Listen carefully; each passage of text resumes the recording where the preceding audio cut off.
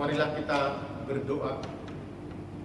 Damai sejahtera yang melampaui segala akal budi, itulah kiranya yang memelihara hati dan pikiranmu sekalian di dalam Kristus Yesus Tuhan kita.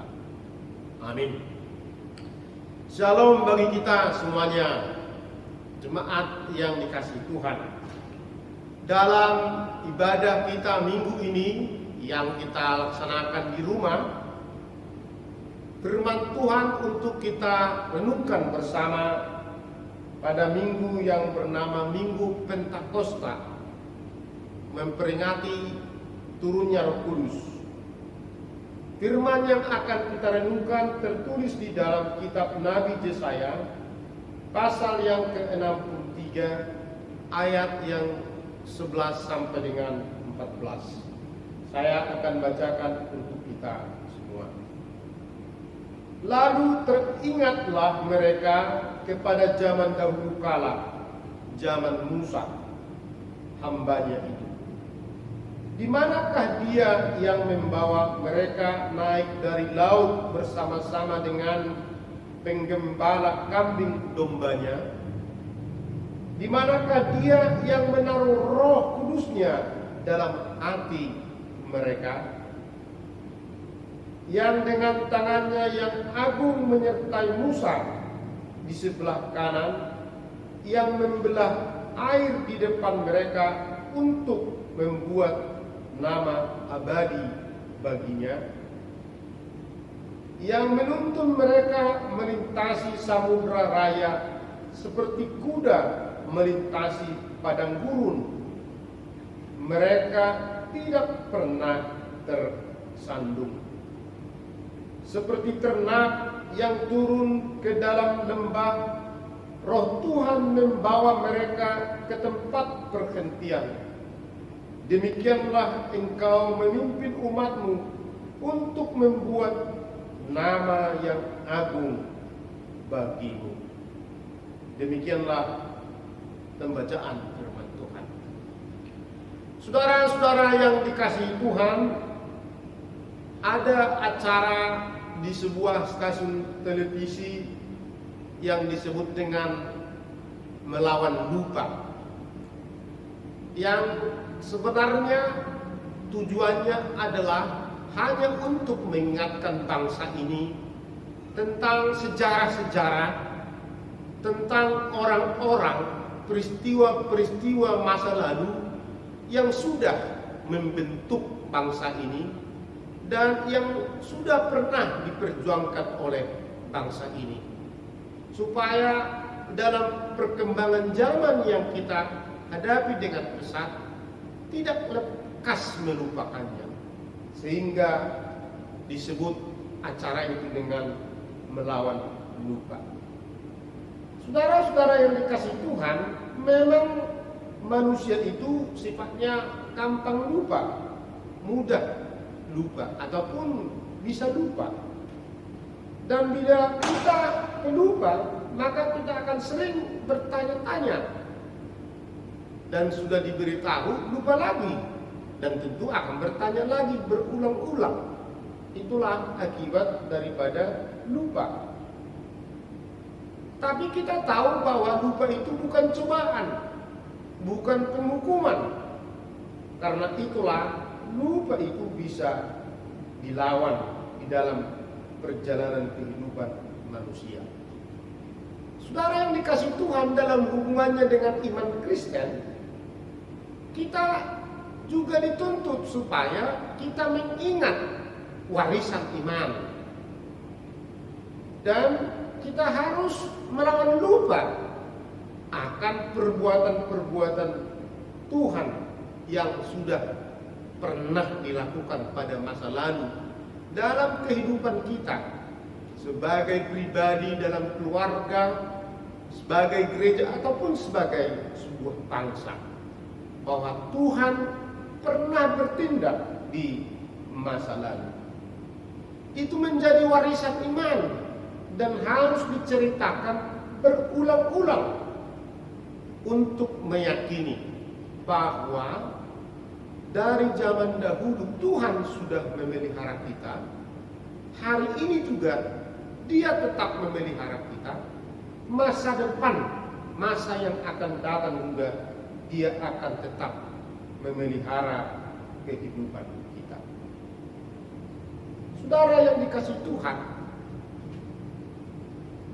pada pembacaan firman tadi, pada waktu bangsa Israel kembali ke Yerusalem, yaitu pada masa Yesaya, ketika itu mereka diminta untuk pulang dari pembuangan Babel menuju ke Yerusalem. Dan Yesaya mengatakan Tuhan akan mengadakan pemulihan kembali, sehingga mereka bisa mempunyai harga diri, tidak hanya sebagai bangsa jajahan. Mereka bisa kembali untuk membangun negeri mereka sendiri, dan mereka juga bisa meyakini bahwa apa yang telah Tuhan janjikan pada zaman dahulu kala kepada nenek moyang mereka tidak pernah dibatalkan, tetapi itu akan tetap direalisasikan Allah, supaya mereka menjadi bangsa yang menjadi berkat. Tetapi ketika mereka, bangsa itu, kembali ke Yerusalem, ternyata apa yang mereka hadapi semuanya penuh dengan penderitaan. Mereka melihat realitas kehidupan yang ada di sana. Mereka adalah bangsa yang terus dihina.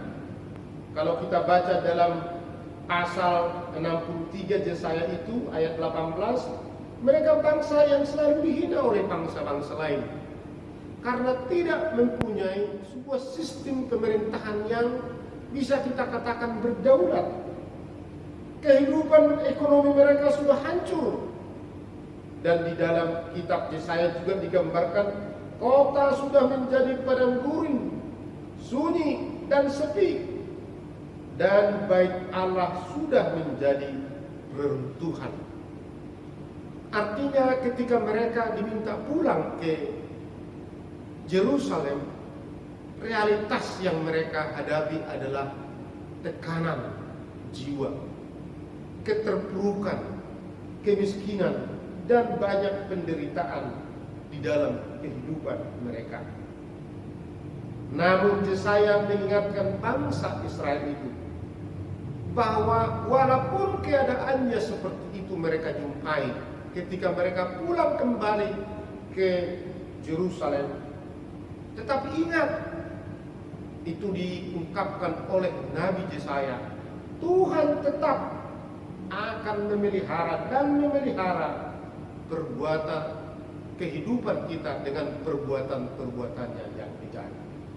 Karena itulah dalam firman yang saya baca tadi dikatakan, teringatlah mereka akan perbuatan-perbuatan Allah pada zaman dahulu kala.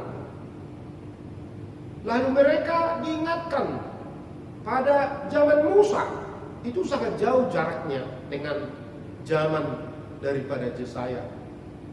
Artinya tidak 10 tahun ataupun 50-100 tahun, itu sangat jauh. Ribuan tahun kita katakan. Mereka diingatkan tentang peristiwa Musa, di mana Allah menolong mereka, di mana Allah menuntun mereka, dan Allah yang telah menolong Musa itu jugalah Allah yang akan menolong mereka ketika mereka menghadapi tekanan jiwa, tekanan ekonomi yang sangat sulit, dan banyak kehidupan dan penderitaan kepada bangsa Israel.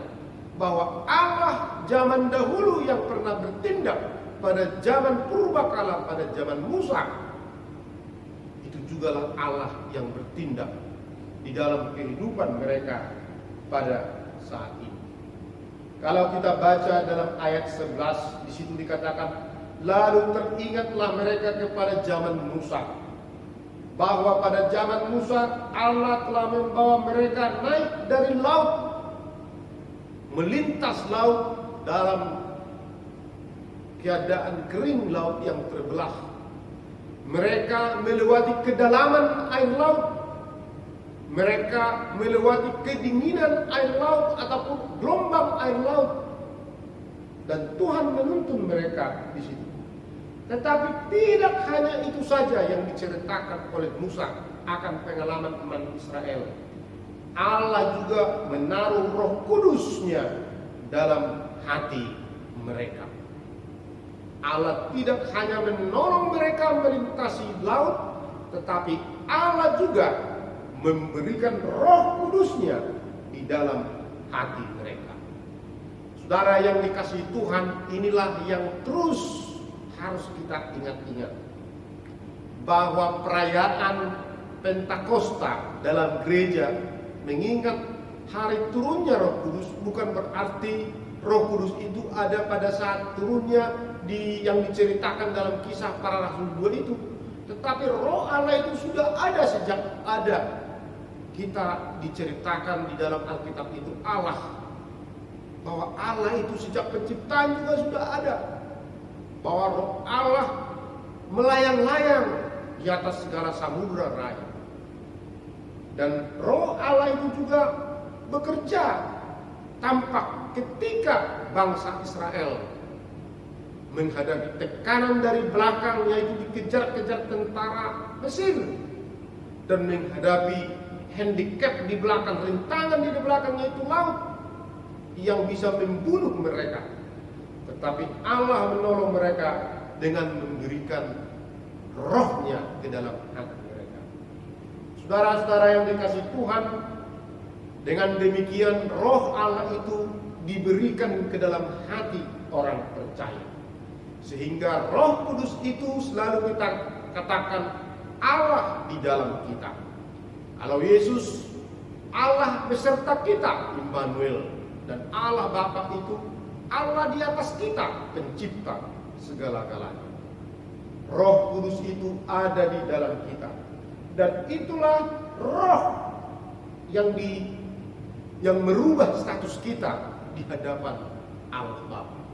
Paulus mengatakan dalam Roma 8 ayat 14, semua orang yang dipimpin Roh Allah adalah anak Allah. Dalam ayat 15, di situ lagi dikatakan, sebab kamu tidak menerima roh perbudakan yang membuat kamu menjadi takut lagi, tetapi kamu telah menerima Roh yang menjadikan kamu anak Allah. Oleh Roh itu kita berseru, ya Abba, ya Bapa. Saudara-saudara yang dikasihi Tuhan, bahwa dengan perayaan Pentakosta hari ini kita diingatkan bahwa di dalam diri kita ada Roh Allah. Dengan demikian status kita dinaikkan. Kita tidak hanya hamba Allah, abdul Allah, tetapi kita adalah anak Allah yang kepada kita diberi kasih karunia, cinta kasih yang dalam, sehingga kita bisa berseru kepadanya, ya Abba, ya Allah. Saudara yang dikasihi Tuhan, Pentakosta itu Roh Kudus dicurahkan. Dengan hadirnya Roh Kudus di dalam kita, maka kita bisa berseru kepada Allah. Berseru kepada Allah pada masa penderitaan kita hari ini. Ketika virus corona, COVID-19 melanda dunia, sampai hari ini kita masih tertekan. Dalam tekanan tersebut, kita diingatkan melalui perayaan Pentakosta, berserulah kepada Allah, ya Abba, ya Bapa. Karena apa? Karena Roh Kudus itu menjadi kekuatan bagi kita untuk berseru kepada Allah. Dan ketika kita berseru kepada Allah, Allah akan menjawab, ya anakku yang kukasihi. Sama itu dengan orang tua di rumah. Siapakah seorang bapak yang tinggal di rumah, anaknya berseru, kemudian dia tidak mau mendengar? Itu mungkin bapak yang agak dongkol ataupun sakit hati pada anaknya. Tapi Allah tidak seperti itu. Allah yang kita kenal adalah Allah yang mendengar seruan kita, terlebih karena kita dibantu oleh Roh-Nya, Roh Kudus itu untuk berseru kepada Allah.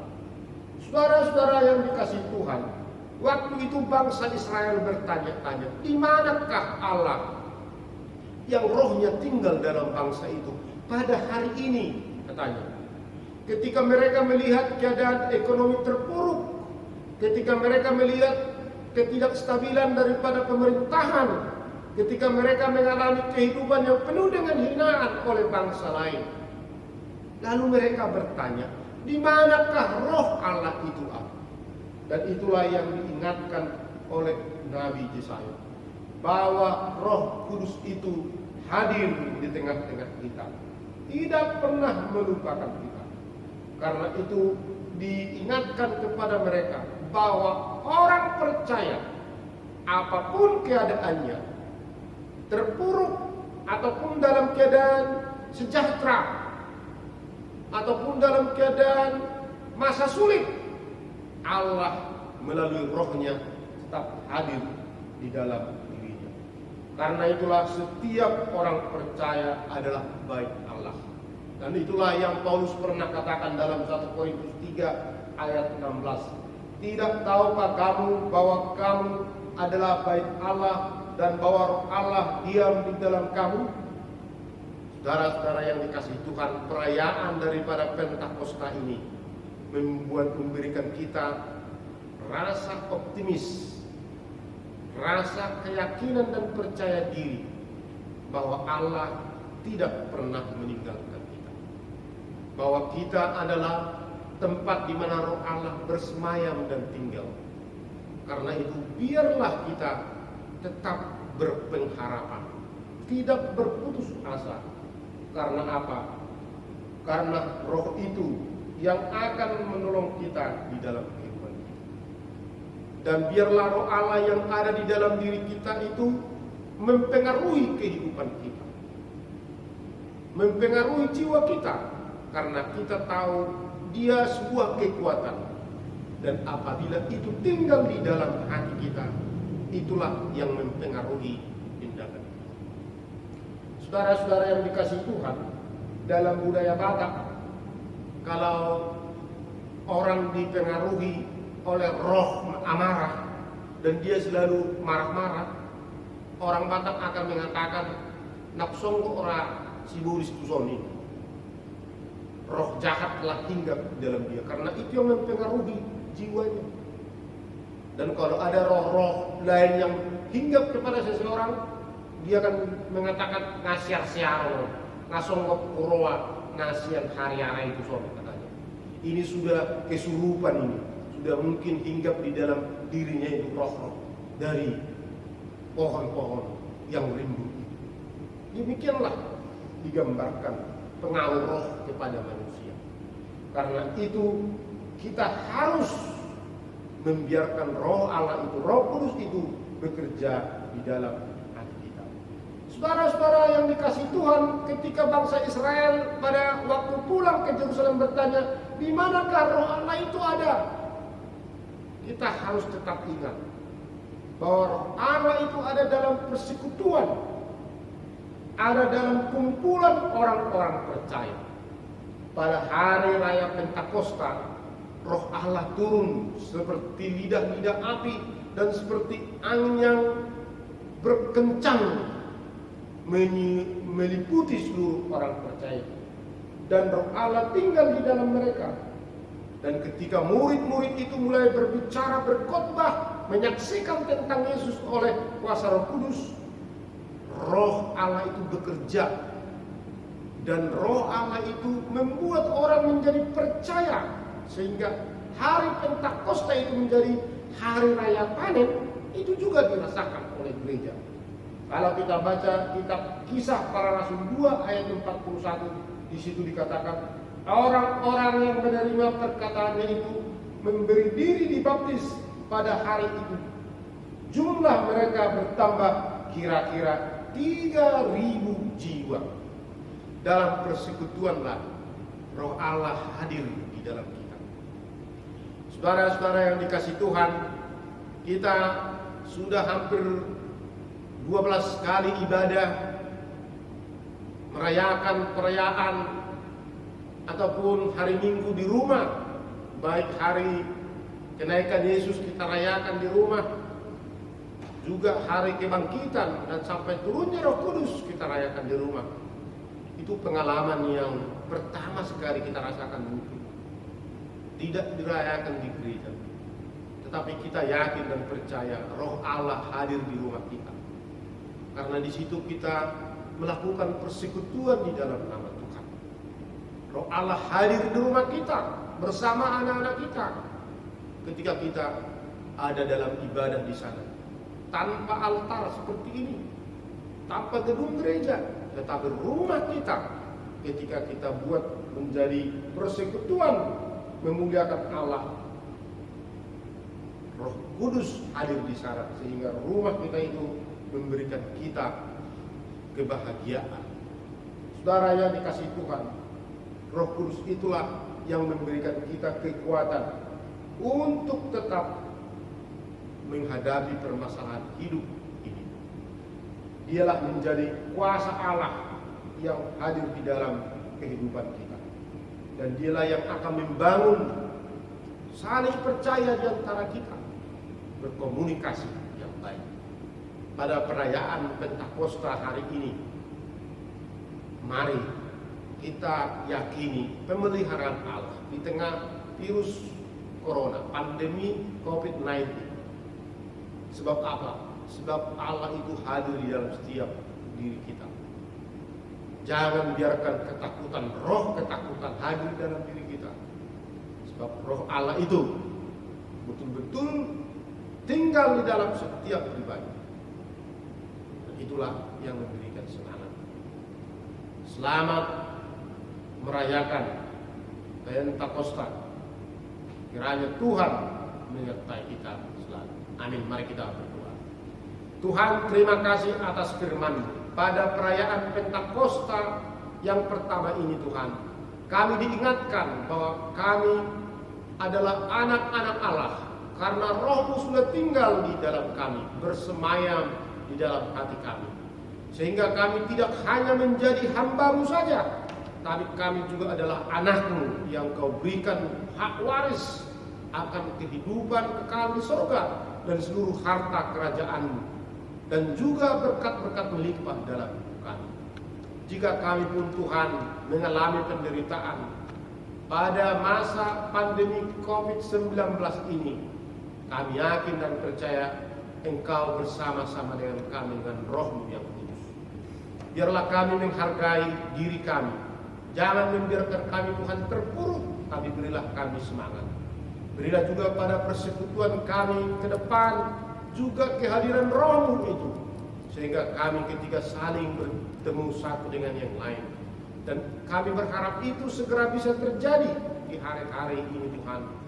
Biarlah Roh-Mu juga hadir di dalam persekutuan kami. Tuhan, berikanlah kesembuhan kepada seluruh jemaat-Mu yang sakit. Yang apabila sakit hari ini langsung kami Tuhan khawatir karena ada virus yang melanda. Dan kami anggap itu banyak hadir di rumah sakit dan di mana jemaat-Mu bisa dirawat. Jauhkanlah mereka Tuhan dari kekhawatiran. Berilah kesembuhan dan pertolongan. Berkatilah seluruh jemaat-Mu Tuhan yang tetap setia kepada Engkau beribadah. Berkatilah bangsa kami Indonesia. Tolonglah Tuhan supaya pemimpin bangsa kami ini betul-betul bisa menyelesaikan masalah pandemi COVID-19 ini, sehingga bangsa ini Tuhan bisa pulih lagi, normal kembali dengan tata cara hidup yang baru. Terima kasih. Inilah doa permohonan kami yang kami sampaikan di dalam nama anak-Mu, Yesus Kristus Juru Selamat kami. Amin.